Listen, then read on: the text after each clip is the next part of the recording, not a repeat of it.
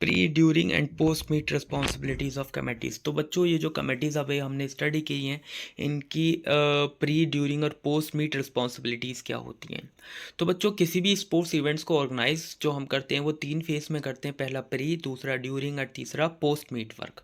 ठीक है, कि प्री वर्क क्या होता है, ड्यूरिंग वर्क क्या होता है और पोस्ट मीट वर्क क्या होता है। तो सबसे पहले हम बात करते हैं प्री मीट रिस्पॉन्सिबिलिटीज़। तो student, first to prepare the budget for organising the sports events, कि किसी भी स्पोर्ट्स इवेंट्स को कंडक्ट करने के लिए कितना बजट होता है उसको प्रिपेयर्ड करना। ठीक है, ये पहला काम प्री मीट रिस्पॉन्सिबिलिटी में आता है। दूसरा, to prepare the schedule of programmes of the sports tournaments, date and venue and inform the same to the teams, कि बच्चों किसी भी प्रोग्राम को का शेड्यूल बनाना, ठीक है, और डेट वेन्यू जो है टीम्स को बताना, ये सब प्री मीट रिस्पॉन्सिबिलिटी में आता है। Next, to make arrangement of track code, sport equipments, boarding and meals and prize and certificates for the tournaments, कि किसी भी टूर्नामेंट्स के लिए ट्रैक और कोड को रेडी करना, स्पोर्ट्स इक्विपमेंट जो जो उसमें स्पोर्ट्स इक्विपमेंट्स हैं उनको मैनेज करना, बोर्डिंग मील्स, ठीक है, बोर्डिंग और उनके मील्स के लिए, और प्राइज और सर्टिफिकेट्स, इन सब का जो हमें वर्क होता है वो प्री मीट रिस्पॉन्सिबिलिटी में ही आता है। उसके बाद next, to perform various committee and list their task accordingly, और इसमें एक सबसे बड़ा इंपॉर्टेंट काम होता है कि सबसे पहले हमें कि प्री मीट रिस्पॉन्सिबिलिटी में वेरियस कमेटीज़ को क्या करना होता है, कॉन्स्टिट्यूट करना होता है और उन्हें अकॉर्डिंगली वर्क देना होता है कि किस कमेटी को क्या काम करना है। तो ये सब प्री मीट रिस्पॉन्सिबिलिटी के अंदर आता है। उसके बाद ड्यूरिंग मीट रिस्पॉन्सिबिलिटीज़ होती है स्टूडेंट। ड्यूरिंग मीट यानी कि जो इवेंट्स हो रहा है तो उसमें क्या क्या रिस्पॉन्सिबिलिटीज़ होती हैं। तो to check all the equipments and place where sports events are held are in proper condition, कि ये चेक करना कि जितने भी इक्विपमेंट्स हैं या प्लेसेस हैं जहाँ पर स्पोर्ट्स होना है सब वो प्रॉपर कंडीशन में है नहीं है। To keep a record of all the events and winners, की सारे इवेंट्स का कितने मैच हो गए हैं और इसके विनर्स क्या क्या हैं उसको मैनेज करने का काम होता है। To check the events all taking places as per schedule, ये चेक करना कि सारे इवेंट्स शेड्यूल जो हम आपने शेड्यूल बनाया है प्री मीट रिस्पॉन्सिबिलिटी में उसी के अकॉर्डिंग हो रहे हैं नहीं हो रहे हैं। या फिर to ensure proper arrangement during tournaments including refreshment, proper announcement, first aid etcetera, ये मैं मतलब इंश्योर करना कि सारे जो रिफ्रेशमेंट्स हैं आपके, प्रॉपर अनाउंसमेंट हैं, फर्स्ट एड है, सब प्रॉपर वे में है या नहीं है। ये सब ड्यूरिंग मीट रिस्पॉन्सिबिलिटी में आता है। To provide updated information to the electronic and printed media, कि अपडेटेड इन्फॉर्मेशन जो आपकी इलेक्ट्रॉनिक और प्रिंटेड मीडिया है उसको अपडेटेड इन्फॉर्मेशन देते रहना है। ठीक है, ये सब प्री मीट में आता है। उसके बाद आता है पोस्ट मीट रिस्पॉन्सिबिलिटीज़। तो स्टूडेंट, पोस्ट मीट क्या होती हैं, आफ्टर इफ स्पोर्ट्स इवेंट्स के बाद क्या क्या रिस्पॉन्सिबिलिटीज़ होती हैं। To check the outstanding bills are paid, कि हमें ये चेक करना कि जब हमारा स्पोर्ट्स इवेंट्स हो गया तो उसके जितने भी बिल्स हैं सब पेड हो चुके हैं नहीं हो चुके हैं। To prepare a report of income and expenses, की जो उसमें एक हमें रिपोर्ट तैयार करनी है कि कितनी हमें स्पोर्ट्स इवेंट से इनकम हुई है और कितना उसमें एक्सपेंस हो, उसकी हमें बैलेंस शीट बनानी है। ठीक है, next, to give away prize and certificates to winner, और बेटा जो सर्टिफिकेट्स हैं आपके, ठीक है, और प्राइज़ हैं वो विनर्स को देने का काम, ये क्या होता है, ये पोस्ट मीट रिस्पॉन्सिबिलिटी में आता है। होता है to provide details, result and other information to the media, कि जो स्पोर्ट्स इवेंट्स हुआ उसका रिजल्ट क्या रहा, ये सारी इन्फॉर्मेशन मीडिया को देने का काम क्या होता है, पोस्ट मीट रिस्पॉन्सिबिलिटी में ही आता है। Next, to present mementos to the chief guest, की जो भी चीफ गेस्ट है उनको मोमेंटो देने का काम भी पोस्ट मीट रिस्पॉन्सिबिलिटी में आता है। तो बच्चों, इस तरीके से 3 फेज में आपका स्पोर्ट्स मतलब जो रिस्पॉन्सिबिलिटीज़ होती हैं वो 3 फेज में होती हैं, प्री, ड्यूरिंग और पोस्ट। उसके बाद बच्चों, टूर्नामेंट क्या होता है, what is a tournament. A tournament is a competition held between the various teams in a particular activity. ठीक है, कि टूर्नामेंट क्या है कि वेरियस टीम्स के बीच में पर्टिकुलर एक्टिविटी जो होती है उसी को हम टूर्नामेंट कहते हैं। फॉर एग्जांपल्स, जैसे आपके पास 6 टीम्स हैं और उनके बीच में आप क्रिकेट करा रहे हैं या फिर फुटबॉल करा रहे हैं तो उसको हम टूर्नामेंट का नाम देते हैं कि क्रिकेट टूर्नामेंट हो रही है, ये फुटबॉल टूर्नामेंट हो रही है। ठीक है, उसके बाद according to fix schedule in which a winner is decided before, ठीक है, और इसमें क्या होता है बच्चों, फिक्स शेड्यूल के अंदर आपको विनर को क्या करना होता है, डिसाइड करना होता है। कि जैसे सपोज कीजिए आपका एक टूर्नामेंट 10 डेज़ का है, ठीक है, तो 10 डेज़ के अंदर आपको वेरियस मैचेस कराकर उनके विनर्स को अनाउंस करना ही ये सब क्या है, टूर्नामेंट में आता है। Before organising a tournament it is very essential to prepare a good plan, कि बच्चों हमें किसी भी टूर्नामेंट को ऑर्गेनाइज करने से पहले सबसे पहले उसका एक प्लान तैयार करना होता है। There are various ways to organise a tournament, और एक टूर्नामेंट को ऑर्गेनाइज करने के बहुत सारे ही वेज होते हैं बच्चों, कि कई टाइप्स के टूर्नामेंट होते हैं। तो टाइप्स ऑफ टूर्नामेंट की स्टडी करेंगे हम। तो some types of tournament are discussed below, knockout और एलिमिनेशन टूर्नामेंट, कि हम इसमें एक नॉकआउट टूर्नामेंट होता है बच्चों, या जिसे हम एलिमिनेशन टूर्नामेंट भी कहते हैं। अ सिंगल एलिमिनेशन टूर्नामेंट और a knockout tournament is a type of elimination tournament where the losing team is immediately eliminated from the tournament. की जो सिंगल एलिमिनेशन टूर्नामेंट या नॉकआउट टूर्नामेंट होता है, कि तो उसके अंदर स्टूडेंट जो हारने वाली टीम होती है वो क्या होती है, वो इमिडिएटली टूर्नामेंट से बाहर हो जाती है, ठीक है। और एडवांटेज ऑफ नॉकआउट टूर्नामेंट क्या होते हैं, तो बच्चों जो हमारी नॉकआउट टूर्नामेंट होता है या सिंगल एलिमिनेशन टूर्नामेंट है, उसके फ़ायदे क्या हैं। Some advantage of knockout tournaments are as follows. First, minimum number of officials are required, क्योंकि जो हारने वाला है वो एकदम आउट हो जाएगा, तो आपकी जो नंबर ऑफ टीम्स है वो कम हो जाएंगी, ऑफिशियल्स भी आपको कम रिक्वायर्ड होंगे। तो पहला एडवांटेज होता है कि हमें कम से कम ऑफिशियल्स की रिक्वायरमेंट होती है। Next, take less time to complete the tournament, कि फिर टूर्नामेंट को कंप्लीट करने में भी कम टाइम लगेगा। और third, it helps in the enhancing the standard of sports, कि ये क्या करता है बच्चों, कि जो स्पोर्ट्स के स्टैंडर्ड्स हैं उसको इम्प्रूव करने में भी हेल्प करता है। कौन, सिंगल एलिमिनेशन टूर्नामेंट या नॉकआउट टूर्नामेंट भी हम इसको कहते हैं। अब बच्चों का डिसएडवांटेज की बात करें नॉकआउट टूर्नामेंट की, कि डिसएडवांटेज क्या होते हैं, ये अभी हमने ऊपर क्या स्टडी किया, एडवांटेज स्टडी किए कि क्या क्या एडवांटेजेस हैं। अब कुछ डिसएडवांटेजेस भी हैं इसके, वो स्टडी कर लेते हैं। तो some disadvantage of knockout tournament are as follows. Good teams can be get eliminate early, कभी कभी ऐसा होता है कि बच्चों एक अच्छी टीम है और अच्छी टीम पहला मैच हार गई तो वो टूर्नामेंट से बाहर निकल जाएगी, तो एक क्या है, डिसएडवांटेज है। Second, weak teams can enter the final round, कि अगर मान लीजिए वीक टीम्स हैं और वो पहला मैच जीत गई तो इजीली वो आगे फाइनल राउंड्स तक पहुंच सकती हैं, तो ये एक डिसएडवांटेज है। और स्पेक्टर्स जो स्पेक्टेटर्स हैं माइट लॉस इंटरेस्ट, यानी कभी कभी इंटरेस्ट क्या होता है, जब अच्छी टीम निकल जाती है और लूज टीम रह जाती है तो लोगों का इंटरेस्ट क्या होता है, उसमें कम हो जाता है। तो ये सब बच्चों डिसएडवांटेजेस हैं आपके किसके, नॉकआउट टूर्नामेंट के। उसके बाद बच्चों आता है नेक्स्ट, लीग और राउंड रॉबिन टूर्नामेंट। तो लीग और राउंड रॉबिन टूर्नामेंट क्या होता है, जैसे अभी आपने ऊपर नॉकआउट टूर्नामेंट पढ़ा जिसको सिंगल एलिमिनेशन टूर्नामेंट भी कहते हैं। नेक्स्ट है लीग और राउंड रॉबिन टूर्नामेंट। तो a league tournament also called a round robin tournament, it is a type of tournament in which each type gets a chance to play with every other team at least once. ठीक है, तो बच्चों ये इसमें क्या होता है, इस टूर्नामेंट में हर टीम को हर मतलब एक टीम को सारी टीमों के साथ खेलने का मौका मिलता है। इसको लीग और रॉबिन आउट टूर्नामेंट कहते हैं, और इसका सबसे बेस्ट एग्जांपल बच्चों आईपीएल कह सकते हो आप। आपने देखा होगा आईपीएल में हर जो टीम होती है वो एक टीम हर अदर टीम सारी जितनी रेस्ट टीम से सबसे मैच खेलती है, ठीक है। तो in this types of tournament there should be efficiency sufficient time to complete the tournament, कि आपने देखा होगा आईपीएल कितने लंबे टाइम तक चलता है। तो बच्चों लीग टूर्नामेंट के लिए कि यार राउंड रॉबिन टूर्नामेंट के लिए एक सफिशिएंट टाइम की हमें रिक्वायरमेंट होती है। There are two types of league out tournament, single league और डबल लीग। तो बच्चों दो टाइप के आपके लीग आउट टूर्नामेंट होते हैं, एक सिंगल लीग टूर्नामेंट होता है और एक डबल लीग टूर्नामेंट। तो बच्चों सिंगल लीग टूर्नामेंट क्या होता है, in a single league tournament in a single league round robin schedule each participant team meet every other participant team once. इसमें क्या होता है कि एक टीम जो होती है बाकी सारी टीमों से एक बार ज़रूर खेलेंगी, ठीक है। If each participant place with other twice it is called double league tournament. और अगर बच्चों एक टीम किसी अदर टीम से दो बार प्ले कर रही तो उसको हम डबल लीग टूर्नामेंट कहते हैं। जैसे आईपीएल हो गया बच्चों, आईपीएल में आपने देखा होगा कि हर एक टीम का अदर टीम से दो मैच होते हैं, तो ये आईपीएल का एक एग्जाम्पल है, डबल लीग टूर्नामेंट का एग्जाम्पल है। एडवांटेजेस ऑफ लीग टूर्नामेंट, तो बच्चों एडवांटेजेस क्या होते हैं, तो अगर हम एडवांटेजेस की बात करें तो देखिए क्या होते हैं, improve competitiveness and increase opportunities for winning, improving performance and showing इफिशिएंसीज।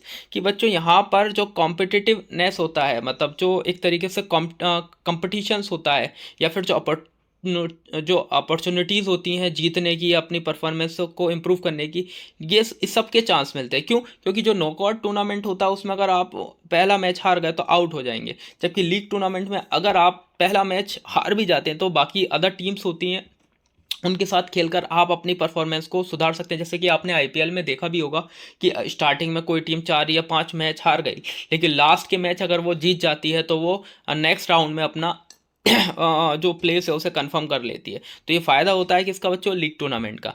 Next, it is easier for the support official for decided winner, कि जो विनर्स होते हैं उनको मतलब विनर को डिसाइड करने में इजी रहता है ऑफिशियल्स के लिए, कि आसानी से विनर इसमें डिसाइड कर दिया जाता है। Next, a team does not need to wait to win against another team for playing a match and only strong team get victory. और बच्चों इसमें एक चीज़ और होती है कि किसी भी टीम को मतलब वेट नहीं करना पड़ता another team for playing a match, क्योंकि एक मैच के हारने या जीतने से यहाँ पर विनर डिसाइड नहीं होता है। ठीक है, तो ये सब क्या है, एडवांटेजेस होते हैं आपके किसके लीग टूर्नामेंट के। नेक्स्ट एडवांटेज है sports are made popular with increasing matches. और जब मैच बढ़ जाते हैं तो स्पोर्ट्स जो होता है बहुत पॉपुलर होता है। जैसे कि आईपीएल है बच्चों, आप देखते हैं उसमें कितने सारे मैच होते हैं और बहुत ज़्यादा पॉपुलैरिटी हो चुकी है आईपीएल की। तो ये सब एडवांटेजेस हैं। Next, disadvantage of league tournament की, इसके डिसएडवांटेजेस क्या होते हैं। Some disadvantages of league tournaments are as follows. First, it requires more money and time as more arrangement have to be made due to more number of matches. कि बच्चों इसमें एक तो ज़्यादा टाइम चाहिए होता है, ज़्यादा पैसा चाहिए होता है, क्योंकि ज़्यादा मैचेस होते हैं तो इसमें हमें ज़्यादा पैसा चाहिए, ज़्यादा टाइम चाहिए, तो ये एक नुकसान होता है। Next, reduce moral of the lost team and which affects supports performance. अब क्या होता है, जब एक टीम मैच हार जाती है तो उसका मोरल जो क्या होता है बेटा, मोरल है वो डाउन हो जाता है। तो इस तरीके से मोरल डाउन होने की वजह से वो नेक्स्ट उसकी स्पोर्ट्स परफॉर्मेंस पे इफेक्ट पड़ता है। तो ये एक डिसएडवांटेज है आपका किसका, लीग टूर्नामेंट का। उसके बाद बच्चों कॉम्बिनेशन टूर्नामेंट आता है। Next, combination tournament refer to the tournament that are held when the matches are to be played on group basis और zonal basis. These types of tournaments are held when a large number of participants are there और they are coming from different areas of country. Usually the following combination of tournament is used.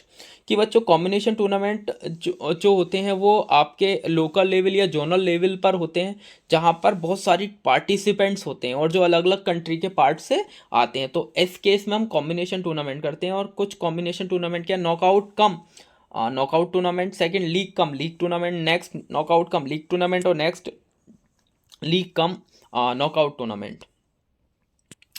तो ये सब बच्चों आपके क्या हैं, ये सब कॉम्बिनेशन ऑफ टूर्नामेंट्स के ही पार्ट होते हैं।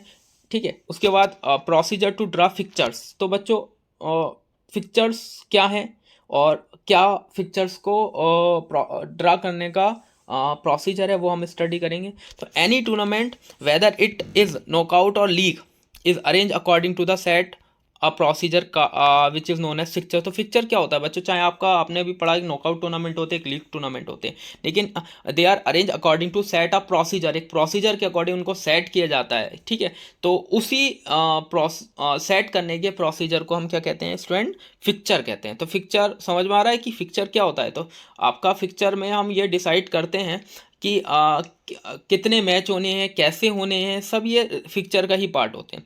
For a knockout tournament the procedure to draw fixture is through byes and seeding. कि बच्चों नॉकआउट टूर्नामेंट है तो वहाँ पर जो प्रोसीजर है to draw fixture is through byes and seeding, कि वहाँ पर हम या तो बाइज या सीडिंग के थ्रू डिसाइड करते हैं।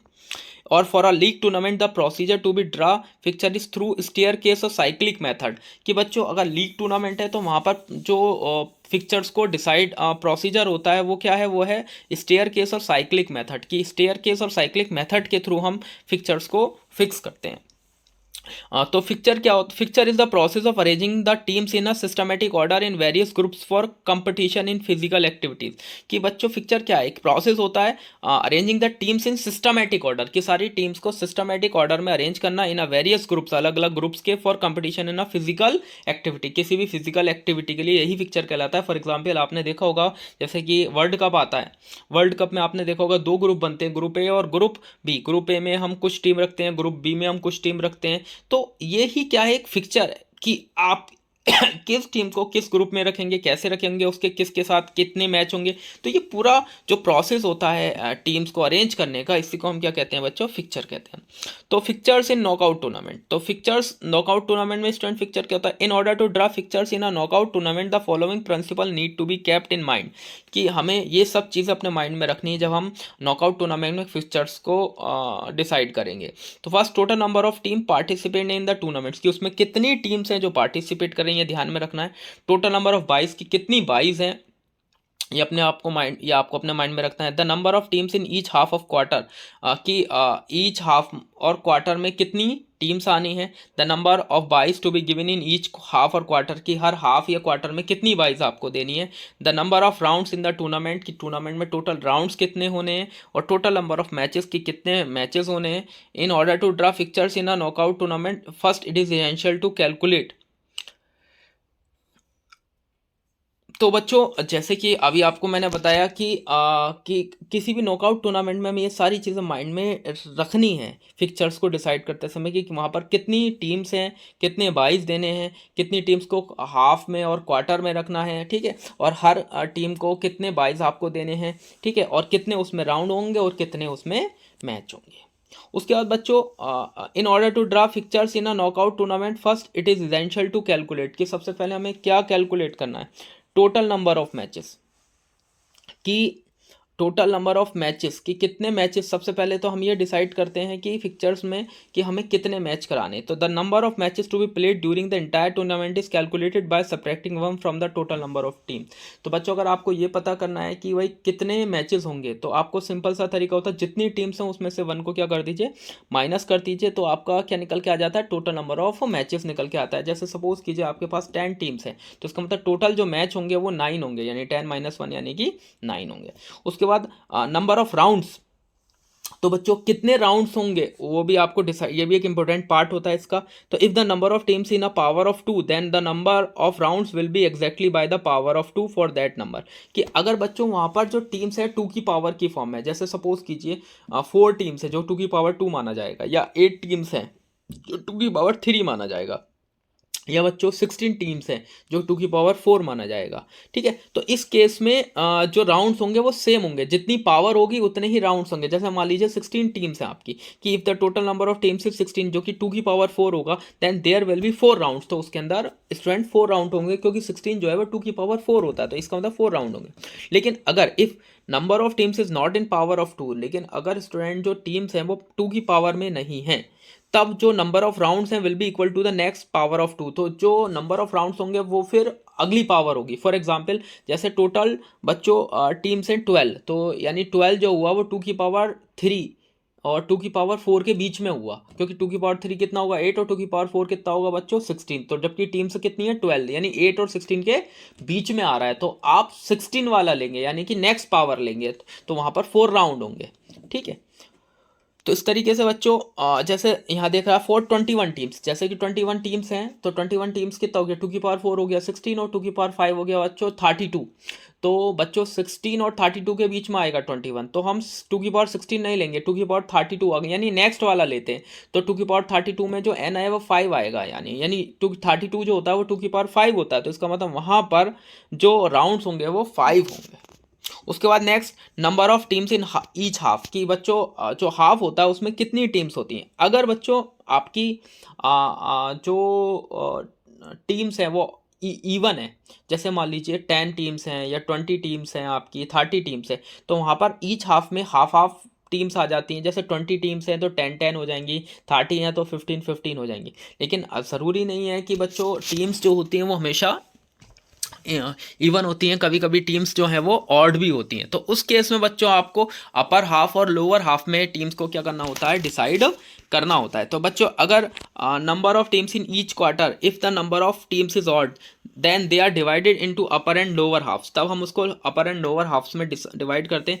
The number of teams in the upper half can be calculated by n+1/2, यानी यहाँ पर बच्चों हम क्या करते हैं कि अगर टीम्स ऑड हैं तो हम उसमें पहला जो हमारा अपर हाफ होगा उसके अंदर n+1/2 वाला फार्मूला यूज़ करेंगे, यानी जितनी टीम्स है उसमें 1 प्लस करके 2 से डिवाइड कर दीजिए। सपोज कीजिए 11 टीम्स हैं, तो 11 + 1 यानी कि 12/2 यानी 6, तो अपर हाफ में जो आएगा बच्चों वो 6 टीम्स आ जाएंगी। और लोअर हाफ में क्या करेंगे, जैसे हम अपर हाफ में 1 प्लस करके 2 से डिवाइड करते हैं, ठीक है, लोअर हाफ में 1 माइनस करके 2 से डिवाइड करते हैं। उसका फार्मूला होता है n-1/2 यानी कि 11 - 1 यानी कि 10/2 यानी कि 5। तो यानी कि लोअर हाफ में जो टीम्स होंगी वो बच्चों 5 होंगी। तो इस तरीके से अपर हाफ और लोअर हाफ में आप नंबर ऑफ टीम्स निकाल सकते हैं। ठीक है, इवन है तो आधा आधा कर देंगे, लेकिन ऑड है तो पहले जो अपर हाफ होगा उसमें प्लस करके 2 से डिवाइड करेंगे और लोअर हाफ में बच्चों माइनस करके। यानी ऐसे समझ सकते हो कि अपर हाफ में जो होगा वो एक टीम ज़्यादा होगी लोअर हाफ से ऑड के केस में। जैसे सपोज करो 13 टीम्स हैं तो 7 अपर हाफ में, 6 लोअर हाफ में है, ठीक है। उसके बाद method for drawing fixtures. Fixtures को हम कैसे डिसाइड करते हैं, तो उसके कुछ मेथड्स होते हैं। पहला बच्चों, फिक्चर्स मतलब किसका मैच किसके साथ होगा, ठीक है। तो पहला है by method. The by method is generally used when the total number of teams in a tournament is not a power of 2।